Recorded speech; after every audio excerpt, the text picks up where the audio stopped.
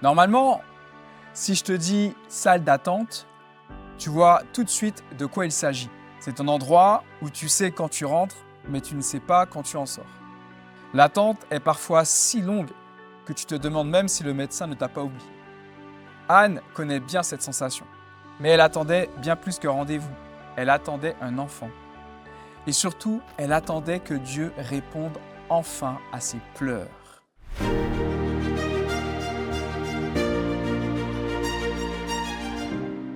La pensée du jour se trouve dans 1 Samuel 1, verset 7. Cela se reproduisait chaque année. Toutes les fois qu'Anne se rendait au sanctuaire de l'Éternel, Pénina l'exaspérait. Alors Anne pleurait et restait sans manger. Salut, c'est Stéphane et j'espère que tu vas bien grâce à Dieu. Aujourd'hui, nous travaillons avec Anne. Anne vit à une époque où la stérilité est perçue comme une honte. Son mari, Elkana, l'aime profondément. Mais sa seconde femme, Pénina, la harcèle et la ridiculise parce qu'elle n'a pas d'enfant. Chaque année, il monte au temple de Silo pour offrir des sacrifices et chaque année, Anne pleure le cœur brisé. Elle prie, elle supplie, elle crie même intérieurement au point que le prêtre Élie la prend pour une femme ivre. Mais Anne continue de se confier à Dieu. Elle ne se laisse pas emporter par l'amertume, même si tout autour d'elle semble crier que Dieu l'a oubliée. Elle fait un vœu.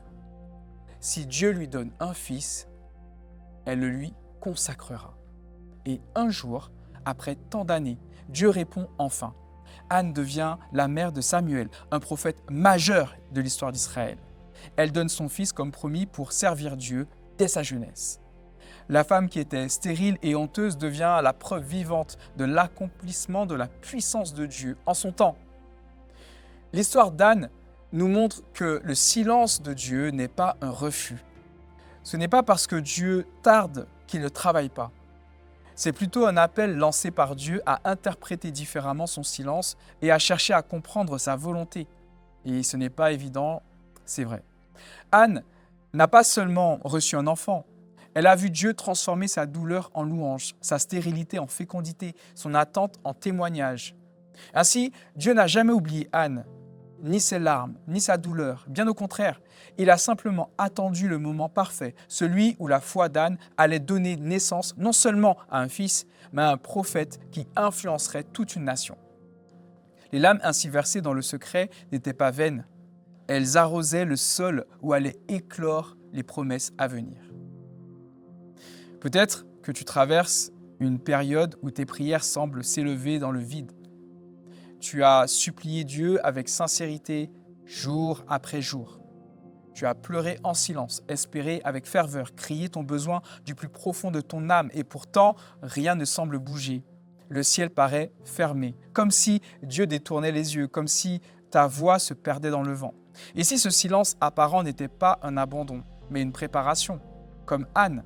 Et si Dieu était en train de tisser quelque chose de plus grand, de plus profond que ce que tu peux imaginer? Tu vois, je ne sais pas ce que le Seigneur te réserve. Je ne sais pas s'il va répondre oui ou non à ta demande, si tu verras un jour l'accomplissement de ta requête. Mais comme Anne, ne cache pas ta douleur. Va vers le Seigneur avec ton cœur à nu. Dis-lui tout.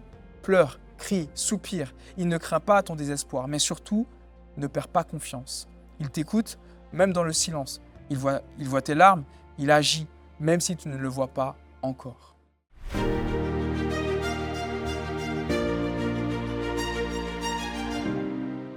Aujourd'hui, écris une prière personnelle comme Anne l'a fait.